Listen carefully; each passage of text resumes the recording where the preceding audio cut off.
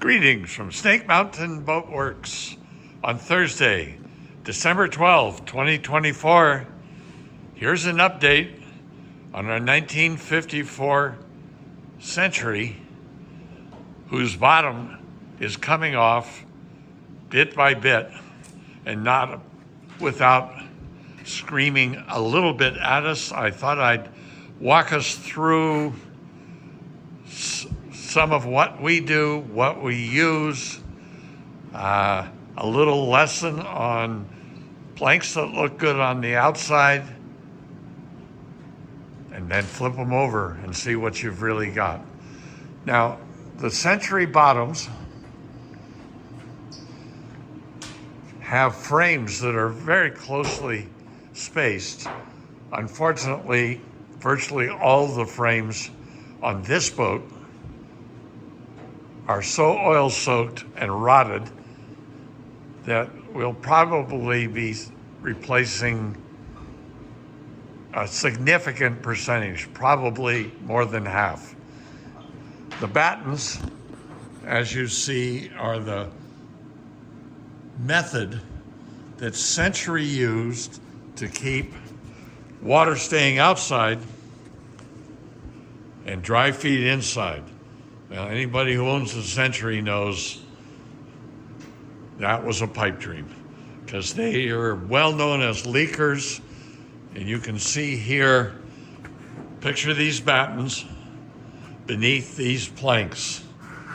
So the only thing keeping this boat dry is the strength of the screws that pass through the planks and into the battens.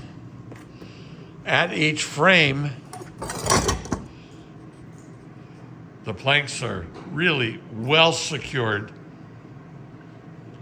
and they're secured with, in this case, the original screws, unfortunately, were yellow brass slot drive screws, not Pearson, not anything else.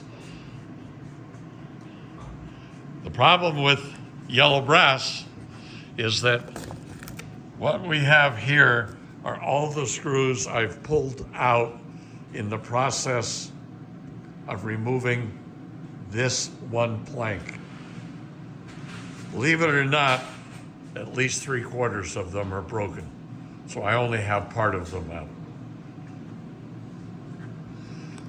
Our method involves a screw gun, not an impact gun, a screw gun, in this case with a slot screwdriver bit on it, and another screw gun that we use with a rota broach to open up the holes so that we can begin releasing the fasteners. So if I was to give you just, let's see if I can do this with two hands. So this is a 3/4 inch cutter. They're primarily used in the welding industry for cutting off slough and also for drilling holes. We've discovered they're really good for drilling out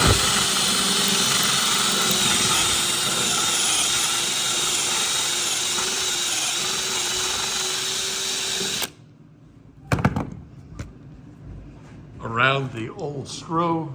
And then, at least my method involves taking it's a pretty fine bit screwdriver, and I just pop and pop. It's a little tough doing this while I'm also shooting a video. And then clean out the slot, and we'll see how good I am. So we clean out the slot, get the screw gun, hold our breath, and we have the screw gun set on the slow setting. And look how easy that is. And here's your wonderful, somewhere here, yellow brass fastener. This bottom's original.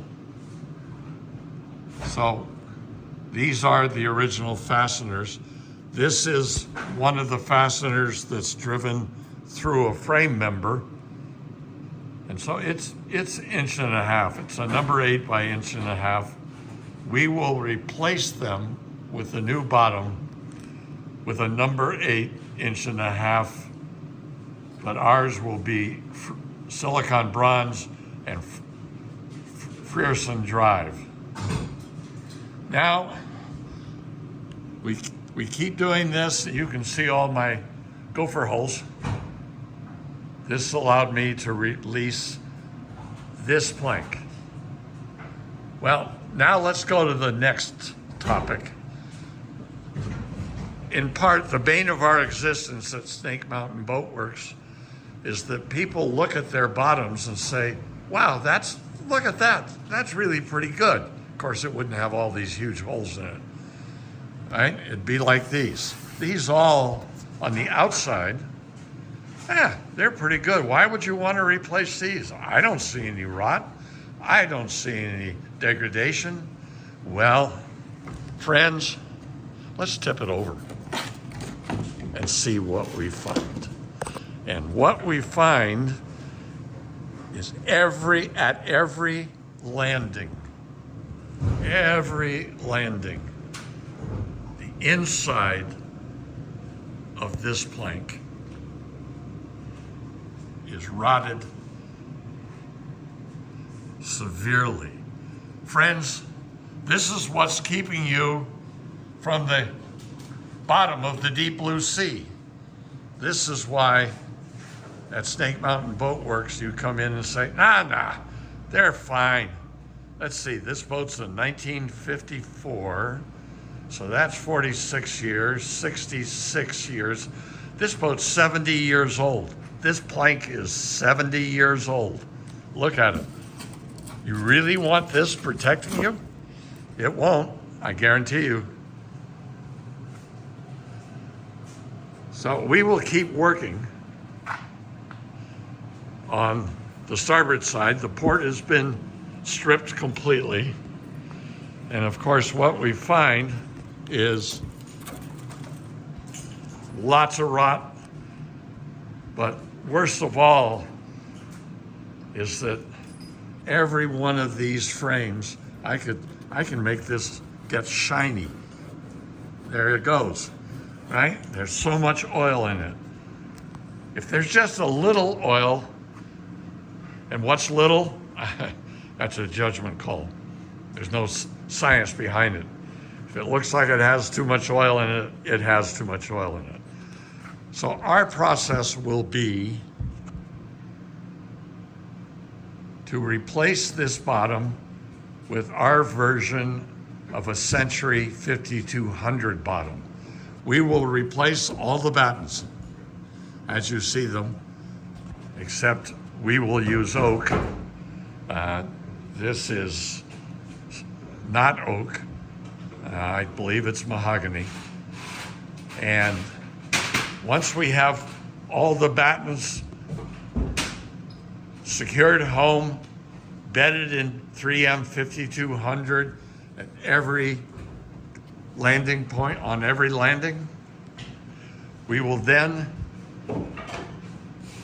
bring out 4mm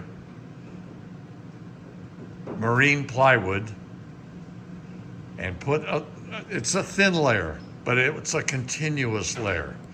And just think about it. The plywood's going to be here. Every one of these battens and every one of those frames will be buttered with mahogany, 3M 5200. Why mahogany? Because there's going to be a lot of squeeze out here, and that you can see in the bilge. We don't want to see white 5200 everywhere in the bilge. Yes, you can paint it, and we have and do. But as soon as somebody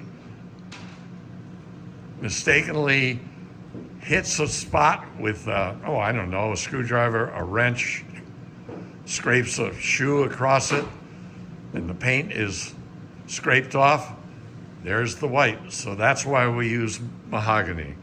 So the inner layer will be comprised of thin sheets and absolute sheets. We won't be cutting the inner skin into planks. We want this boat to look like a century down in the bilge when we're finished. Once we have dry fit all of the inner sheets, you know what's next. 4 coats of Smith's clear penetrating epoxy sealer, and then we'll paint all of them before we put them on. Now, I just hesitated there because I'm used to our regularly framed double layer bottoms. We'll have to think about that because we don't want paint being the only bond that's keeping those on their landings. So we may in this century be doing all of the painting with bilge paint once she's put together. But the outside will also receive 4 coats of CPES, and then we will do a planked bottom. And what our challenge is that the combined thickness of the inner 4 mil sheets of marine plywood and the exterior planks, which will all be comprised of Meranti mahogany, they can't end up being proud of the chine. So the combined thickness will come right up here and be fair with the chine, but the planks themselves will be slightly planed below the thickness that we would do on a Chris Craft or a Dodge or you name it. They will all land, the combined inner and outer skin will land so that it's absolutely fair. Up here with the keel, it's a little easier to see.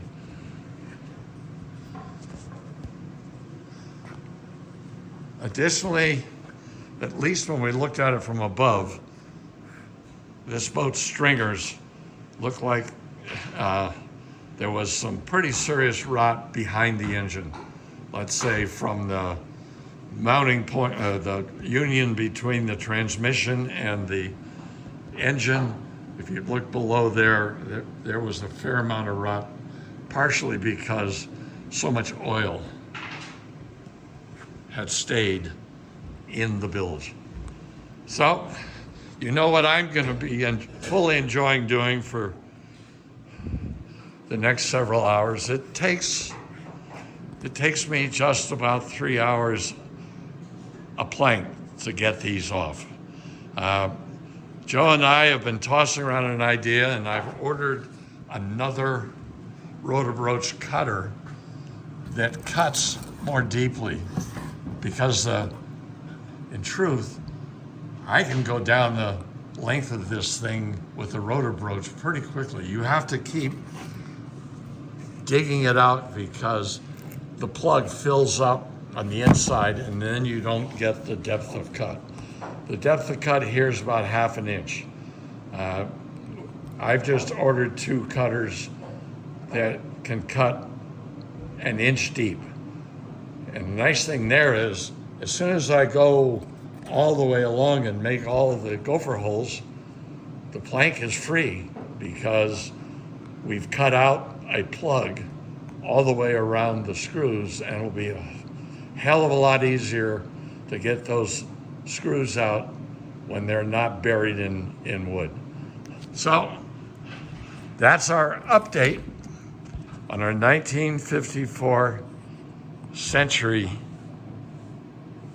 She's going to be beautiful. She's going to be sound. And we'll be back to you once we do. One last little observation. About a third of the frames have spaces in them on the landings between the landings and the chine. This boat has spread some, so we'll also be focusing on pulling her back together, and we'll do this by replacing the frames one at a time, and then when we drive the 2.5-inch screws through that will secure the chine plank to the frames, that will pull her back together. So now I can say that's our update. Thank you so much. Bye-bye for now from Snake Mountain Boat Works.